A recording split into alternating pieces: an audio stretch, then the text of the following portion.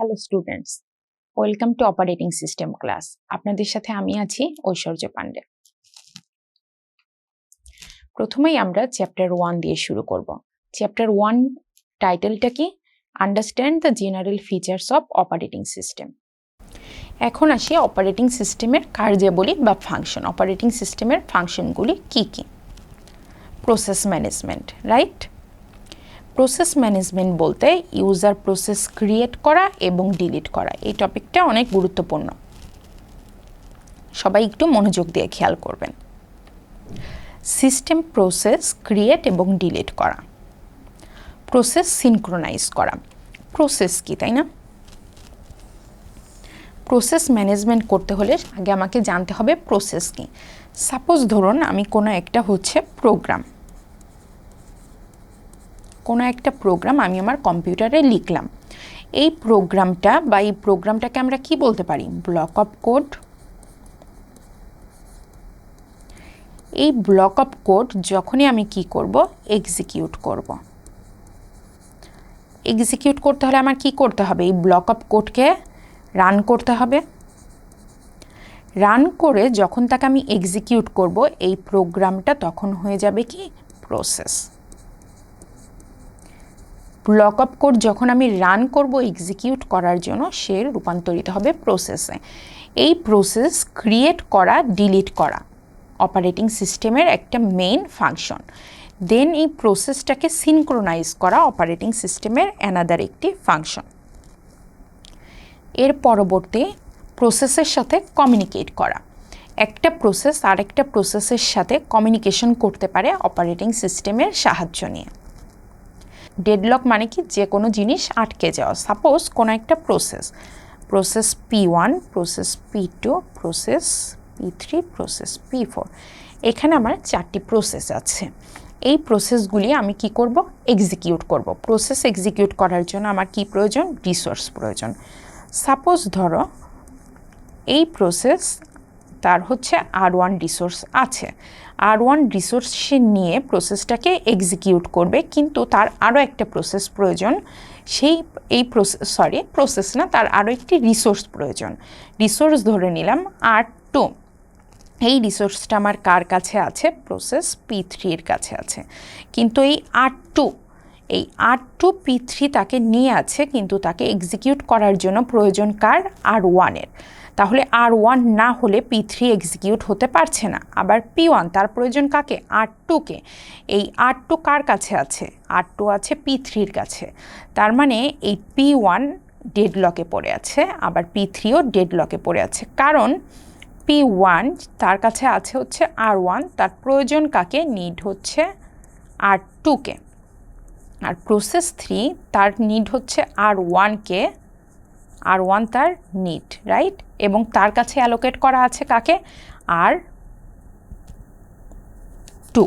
That means P3-র যাকে প্রয়োজন সেই রিসোর্সটা আছে P1 এর কাছে, P1 এর যার প্রয়োজন সেই রিসোর্সটা আছে P3-র কাছে।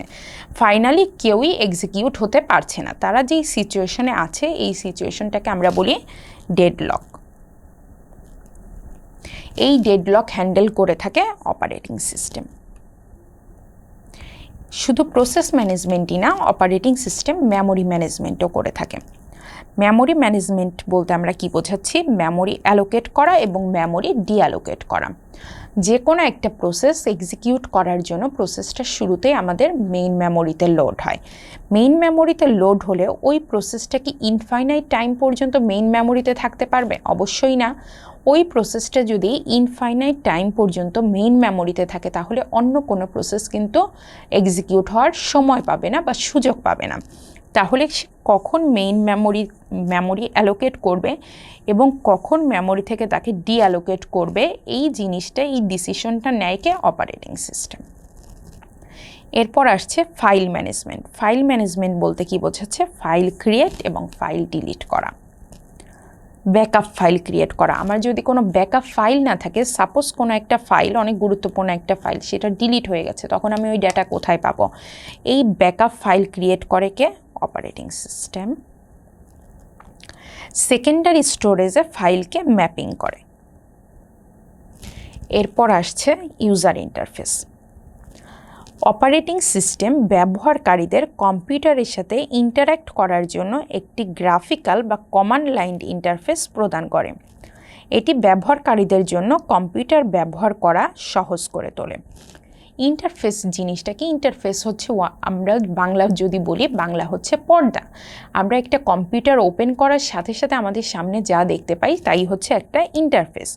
অপারেটিং সিস্টেম কি করে? আমরা যারা ইউজার আছি, ইউজারদেরকে কম্পিউটারের সাথে কমিউনিকেশন করার জন্য একটা গ্রাফিক্যাল বা কমান্ড লাইন ইন্টারফেস প্রদান করে।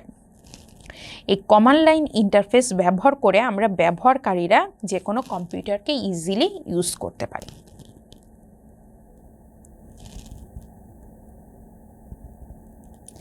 আরও কিছু কার্যাবলী রয়েছে, যেমন ইনপুট আউটপুট ম্যানেজমেন্ট, বাফারিং, ক্যাশিং, স্পুলিং, এই কাজগুলিও অপারেটিং সিস্টেমের ফাংশন। ইনপুট ও আউটপুটের মধ্যে সমন্বয় সাধন করা। Secondary storage management.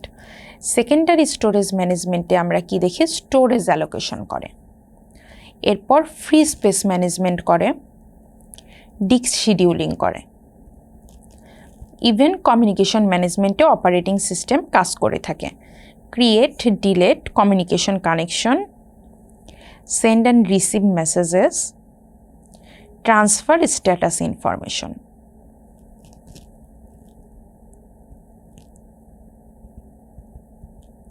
Attach or detach remote devices। এবার আমরা দেখব কম্পিউটার সিস্টেম অর্গানাইজেশন। আচ্ছা, কম্পিউটার সিস্টেম অর্গানাইজেশন, রাইট? এই হচ্ছে আমাদের একটা টোটাল কম্পিউটারের সংগঠন। একটা কম্পিউটার অর্গানাইজেশন বা কম্পিউটার সিস্টেম কিভাবে কাজ করে তার গুরুত্বপূর্ণ ইউনিটগুলি এখানে রয়েছে। তাহলে গুরুত্বপূর্ণ ইউনিটগুলি কি? প্রথমে আমরা দেখতে পাচ্ছি input unit, right?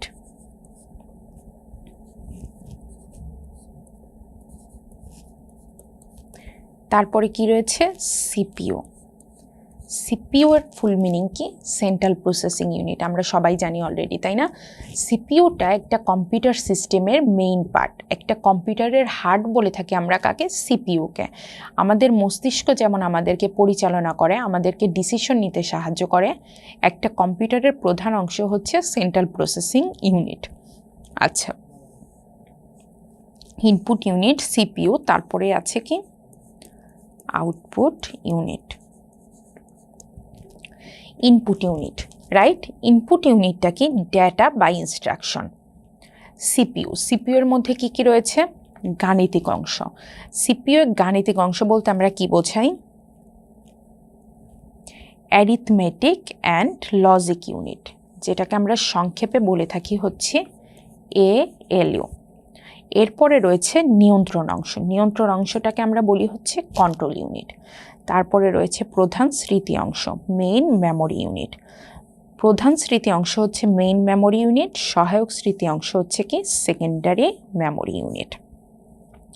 Output unit কি করে? আমাদেরকে ইনফরমেশন বা ফলাফল প্রদান করে। তাহলে এইখানে এখন যদি আমরা সামারাইজ করি, কম্পিউটার সিস্টেম অর্গানাইজেশনে কি কি অংশ আছে? Input unit, central processing unit, output unit. Central processing ইউনিটের আন্ডারে আমরা কি কি দেখলাম? এএলইউ, কন্ট্রোল ইউনিট, আর হচ্ছে main memory unit, secondary memory unit. Arithmetic logic unit কি করে? আমাদের বিভিন্ন ধরনের arithmetic and logical operation perform করে। অ্যারিথমেটিক অপারেশনগুলি কি কি হতে পারে? সাপোজ যোগ, বিয়োগ, গুণ, ভাগ, এইগুলি হচ্ছে অ্যারিথমেটিক অপারেশন। লজিক্যাল অপারেশন কি হতে পারে? অ্যান্ড, অর, এই ধরনের অপারেশন পারফর্ম হয় কোথায়? লজিক্যাল ইউনিটে। আর কন্ট্রোল ইউনিট কি করে? সাপোজ আমি কোনো একটা ইনপুট দিলাম, রাইট? ইনপুট দেওয়ার পর ইনপুটটা সেন্ট্রাল প্রসেসিং ইউনিট প্রসেস করে আমার কোথায় পাঠাবে? আউটপুট ইউনিটে পাঠাবে। দেন আউটপুট ইউনিটে আমরা কি দেখতে পাবো? সেই ফলাফলটা দেখতে পাবো। কিন্তু আমরা যেই আউটপুটটা পাবো বা যেই ফলাফলটা পাবো, তখনই আউটপুট ইউনিট আমাকে এই ফলাফলটা ডিসপ্লে করবে যদি এই কন্ট্রোল ইউনিট আমাকে একটা সিগন্যাল দেয়। কন্ট্রোল ইউনিট যদি আউটপুট ইউনিটকে সিগন্যাল দেয় যে তুমি আউটপুটটাকে ডিসপ্লে করো, তাহলে এই আউটপুট ইউনিট এই ফলাফলটাকে ডিসপ্লে করবে। আর ইনপুট ইউনিট কি কি হতে পারে? ইনপুট ইউনিট হতে পারে আমার কিবোর্ড, মাউস, আউটপুট ইউনিট কি হতে পারে? প্রিন্টার হতে পারে, মনিটর হতে পারে, রাইট? এই হচ্ছে আমার একটা কম্পিউটার সিস্টেম অর্গানাইজেশন। আশা করি সবাই ক্লিয়ার, কারোর কোনো কনফিউশন নেই। আজকের ক্লাস এই পর্যন্তই, পরবর্তীতে দেখা হবে নতুন টপিক নিয়ে। ধন্যবাদ, ভালো থাকবেন।